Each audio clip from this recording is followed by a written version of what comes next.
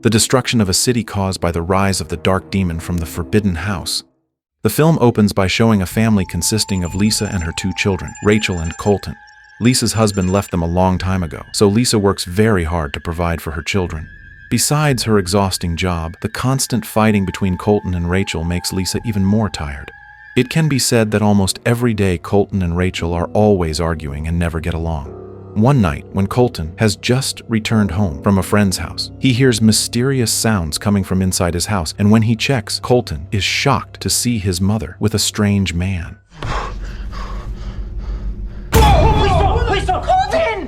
Colton, this is Roger. Roger, this is my son. Lisa then introduces Colton to the man, whose name is Roger. Roger is Lisa's new fiancé and the future stepfather of Colton and Rachel.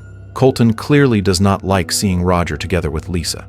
At first, Colton tells Lisa to stay away from Roger, but Lisa refuses because they have been in a relationship for a long time. Because Lisa wants to be with Roger, she orders Colton to clean the house, paint the chairs, and do many other chores. While Colton is painting the chairs, he accidentally spills the paint, and Rachel happens to see Colton dropping it. Rachel immediately reports the incident to Lisa so that Colton gets scolded harshly for being careless. Another small argument breaks out at the dinner table, and Lisa looks completely exhausted from constantly scolding them for always fighting. At the dinner table, Lisa tells Colton and Rachel that she will be going on vacation to Barcelona for 16 days with Roger. Lisa asks Colton to take good care of Rachel during her absence. At first, Colton does not agree with Lisa's decision to go on vacation without taking him and Rachel along, but since Lisa's decision is final, he eventually starts packing her things. In the middle of the night, when Colton takes the trash outside, he notices a faint light coming from a house that has been empty and uninhabited for decades.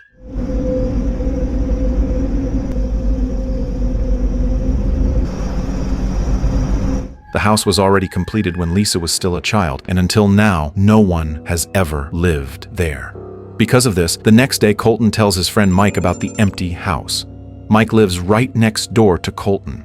Colton tells Mike that he saw lights coming from the empty house across from them. Mike does not believe Colton's story because the house has been abandoned for a very long time. Mike has also heard that no one is allowed to enter that house. According to rumors, a group of teenagers once went inside the house, and after entering it, they were declared missing and have never been found to this day. Because it is just a rumor, Mike does not really believe it. After that, Mike invites Colton to go on a vacation using Mike's private boat. Since Colton is taking care of Rachel, he refuses the invitation. Mike then suggests that Colton find a babysitter to look after Rachel so they can go on vacation by boat. Hearing this, Colton says he will think about it. Love babysitting. Oh yeah, that's great. Yo, you said somebody's living in that place? As night falls again, Colton is still curious about what is inside the empty house across the street. When Colton peeks at the house through a window, once again he sees lights, as if someone is inside the house. At first, Colton wants to record the lights, but before he can do so, the lights suddenly disappear.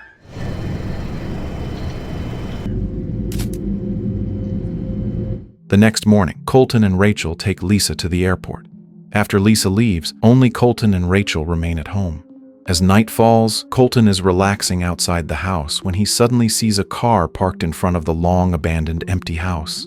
Colton begins to observe the car using binoculars, and he sees an elderly man getting out of the car and unloading several items.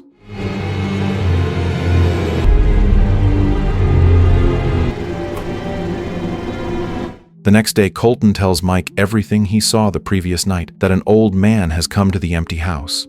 At first, Mike thinks Colton is just imagining things, but because Colton is extremely curious about the old man, he is willing to spend a lot of money to buy several CCTV cameras and install them in front of his house.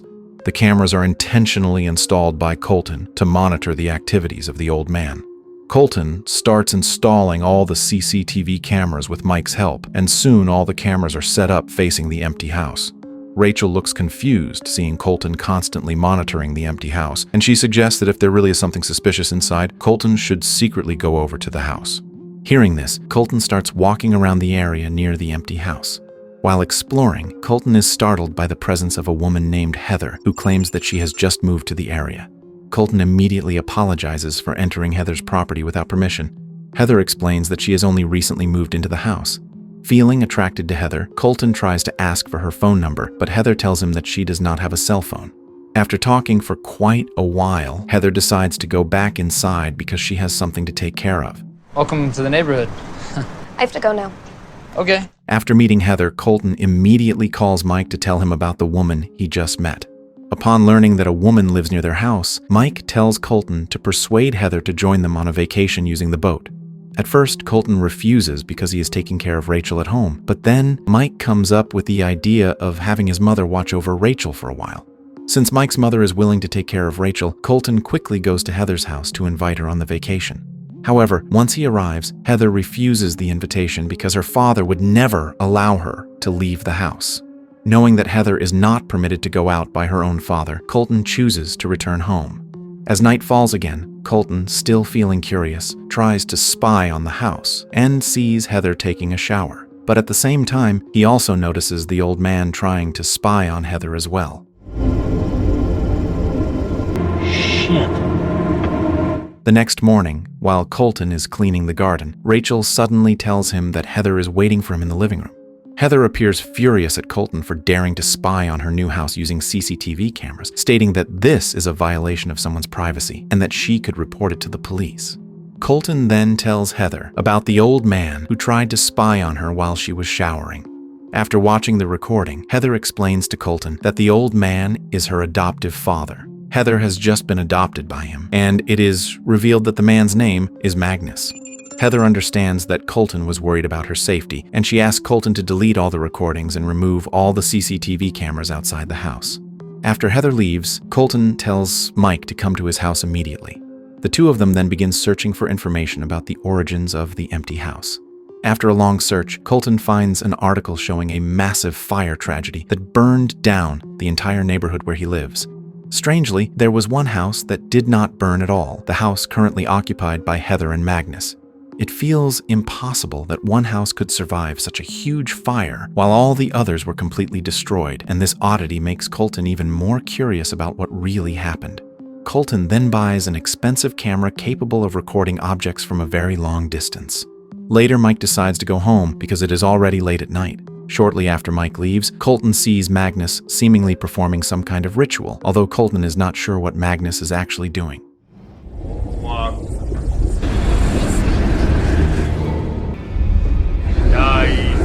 The next day, Colton meets Heather again to ask her about what Magnus did the night before, but Heather says she also does not know what he was doing.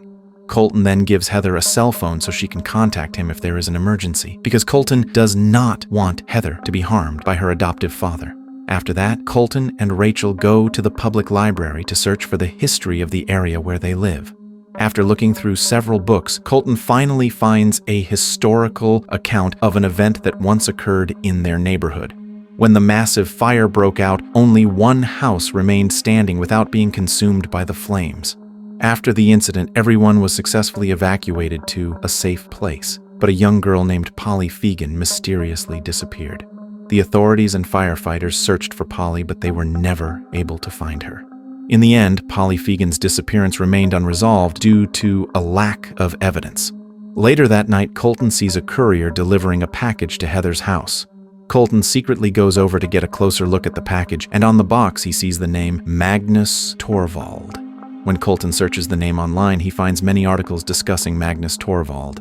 Colton immediately goes back to the public library to look up the names of people who have lived in that neighborhood, and he discovers that Magnus Torvald has been living in that house for approximately 70 years. At the same time, Colton calls Mike to inform him of this discovery and tells Mike to stay at home so they can discuss Magnus Torvald together. After gathering and reading several articles, they find one particularly disturbing article stating that Magnus is suspected of performing rituals to make himself younger. It is very likely that Heather will be the next sacrifice, considering that she is not Magnus' biological child. Colton then tells Mike that recently there have been many reports about cats going missing, including Rachel's cat, which disappeared mysteriously. They are both convinced that the missing cats are connected to Magnus. However, they cannot report this to the police because they do not have enough evidence. Therefore, later that night, Colton recklessly sneaks into Heather's house to look for evidence of Magnus's crimes.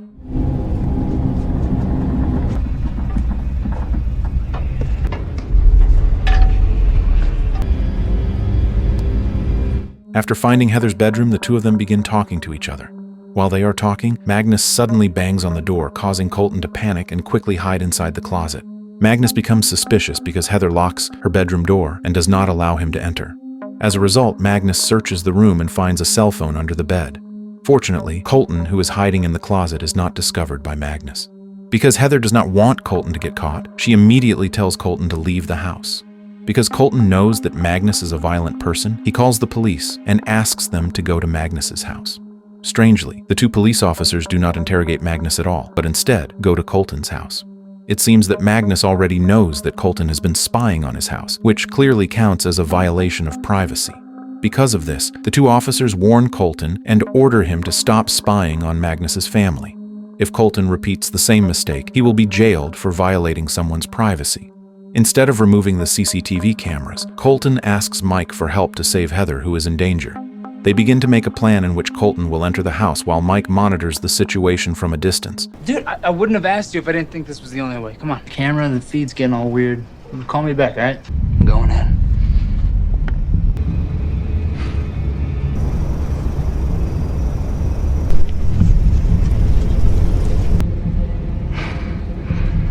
After Colton successfully gets inside, he finds many strange objects.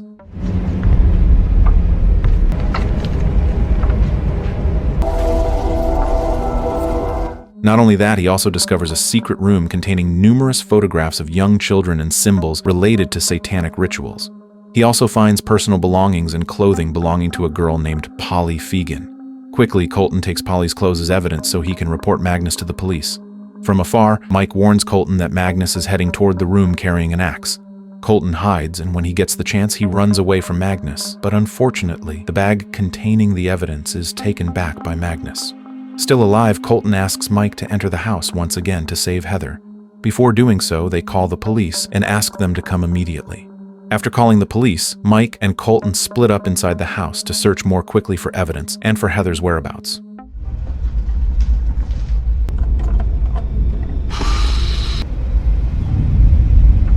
While Mike is walking around, he smells a foul odor, which turns out to be the corpses of dead cats.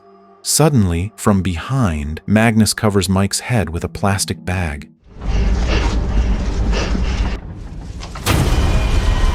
Meanwhile, Colton manages to find Heather, who is tied up and unable to do anything. Colton quickly frees Heather and brings her out of the house.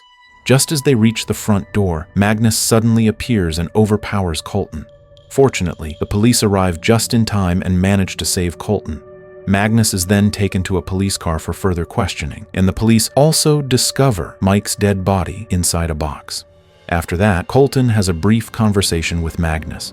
Magnus then reveals his true identity, explaining that he is actually a priest. Magnus tells Colton something shocking, that the Heather Colton knows is currently possessed by an evil demon. The same thing once happened to a girl named Polly Fegan, who was also possessed by the very same demon. In the past, when the demon possessed Polly's body, Magnus was required to confine the demon inside his house for 13 days. Magnus's house had been blessed with prayer rituals to weaken the demon's power. Essentially, the house owned by Magnus was only occupied when someone was possessed by a demon, as it was solely used by Magnus to perform exorcism rituals.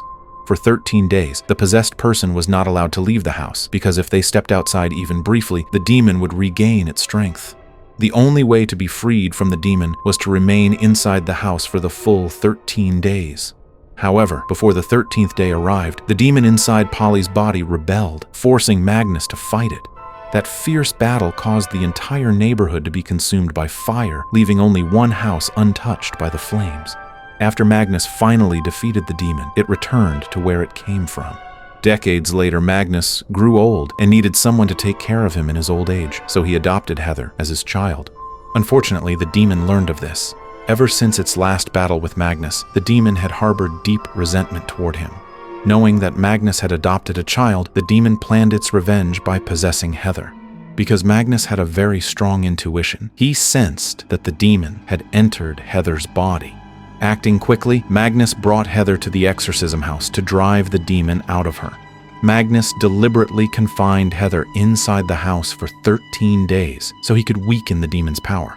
Now, Heather is being taken to the hospital for treatment, and as a result, the demon inside her body is slowly regaining its strength. If Colton cannot bring Heather back into that house, the massive fire tragedy that happened decades ago will occur again. Not long after that, Magnus is taken to the police station. Colton remains confused by everything Magnus has said. When he tries to find Rachel, he becomes extremely confused about her whereabouts, so Colton decides to return home.